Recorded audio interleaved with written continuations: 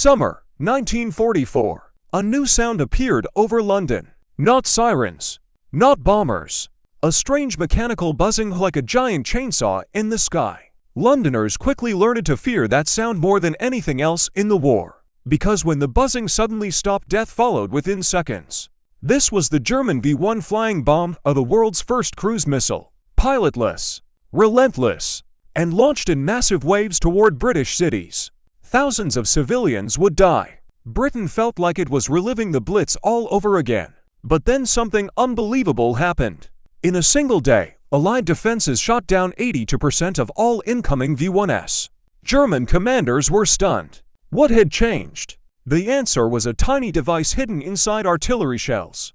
A device so secret that even many Allied soldiers never knew it existed. The VT proximity fuse. A small invention that changed the course of the war after D-Day. Germany knew the war was turning against them. The Allies had landed in France. The Western Front was reopening, and Hitler demanded a weapon that could strike back at Britain without risking pilots. The answer was the Vergeltungswaffe, the V-1, the vengeance weapon. It was revolutionary. A small pilotless aircraft powered by a pulse jet engine, capable of flying over 400 miles per hour, carrying nearly a ton of explosives. And it could be launched cheaply in huge numbers. From launch ramps in northern France, hundreds of V-1s began flying toward London every week. Soon, the skies were filled with them, and the city was once again under siege. Because of the terrifying sound of its pulse jet engine, it wasn't just loud. It was psychological torture. People would freeze and listen. As long as the buzzing continued, they still had time. But when the engine suddenly stopped, everyone knew what came next. The bomb would dive silently toward the ground. 10 seconds. Maybe 15. Then the explosion. Entire city blocks vanished in an instant. More than 6,000 civilians would be killed by V-1 attacks, and tens of thousands injured. London was under attack again. But this time, the enemy had no pilots to shoot down. Stopping the V-1 was far harder than stopping aircraft. Fighter pilots could intercept some of them, but it was dangerous and exhausting work. Anti-aircraft guns were supposed to be the main defense. But there was a major problem. Traditional anti-aircraft shells needed a direct hit. They used either impact fuses or timed fuses. Both were unreliable. Imagine trying to hit a small flying bomb traveling at 640 kilometers per hour with a shell fired from the ground. It was like trying to hit a bullet with another bullet. Most shells exploded too early or too late. The success rate was frustratingly low. Britain needed a miracle. Years earlier, American scientists had started working on an idea that sounded impossible. What if a shell could sense when it was near a target? Instead of hitting the aircraft, it could explode close enough to destroy it. This idea became the proximity fuse.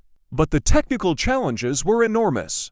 An artillery shell experiences up to 20,000 times the force of gravity when fired.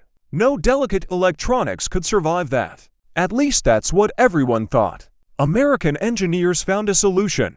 They built a tiny radio transmitter inside the shell. When the shell flew through the air, it emitted radio waves. If those waves bounced back from a nearby aircraft or missile, the signal changed, and the fuse detonated the shell instantly. It was essentially a miniature radar inside every shell. This was revolutionary technology for the 1940s. And it worked. The proximity fuse was so valuable that Allied leaders feared losing it to the enemy. If a dud shell landed on German territory, scientists could study it. So the weapon was first used only at sea. And the results were dramatic. U.S. Navy ships suddenly became far more effective against enemy aircraft. Planes that once slipped through defenses were now being destroyed in huge numbers. The technology worked. Now it was time to use it where it mattered most. Over Britain. In June 1944, VT fuses arrived in England. British anti-aircraft batteries were re-equipped with the new shells. Gunners didn't fully understand the technology. They only knew one thing. Suddenly they were hitting far more targets. The sky over southern England became a deadly barrier. And then came the day that shocked everyone. In one single day of combat, Allied defenses destroyed 82% of incoming V-1 flying bombs. This was unprecedented. The success rate of anti-aircraft fire skyrocketed overnight. The V-1 campaign began to collapse.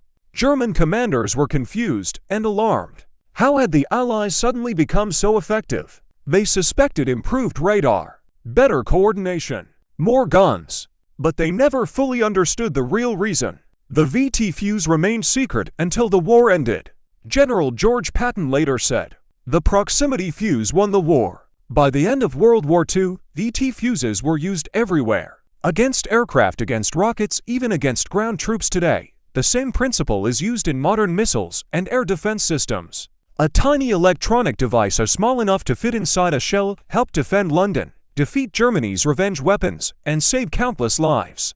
Sometimes the smallest inventions change history the most.